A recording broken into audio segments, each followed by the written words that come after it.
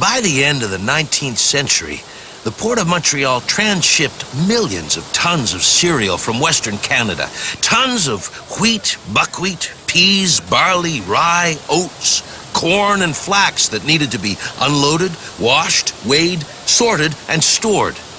With the booming economy, the transshipment of goods grew significantly, and dock workers, always first in line, were more than a little overworked. But you can't stop progress. And so, from 1902 to 1912, port authorities added conveyors, warehouses, railway tracks, and a few giants. That's right. Believe it or not, giant steel and concrete grain elevators once towered over the port.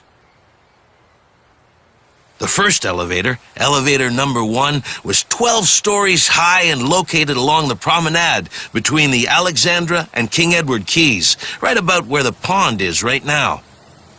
Each elevator was connected to conveyor belts and at least one marine tower that transshipped the grain to and from the elevator. Marine towers, like the one still standing on the conveyor quay, were used to load and unload ships. Tower A, which has since been taken down, was located near the shore, while Tower B was located on the other end of the conveyor quay. Both towers were mounted on tracks. They could be used independently to unload 2 boats at a time, or in unison to unload a single boat more quickly. Each tower could load or unload 700 tons of grain per hour. My grandfather, Camille, who was always a modest man, was nonetheless very proud of his port. And when he sat me on his knee to tell me stories of his dock-working days, he would often boast that the Port of Montreal was once known as the largest grain-exporting port in the universe. But what goes up must eventually come down.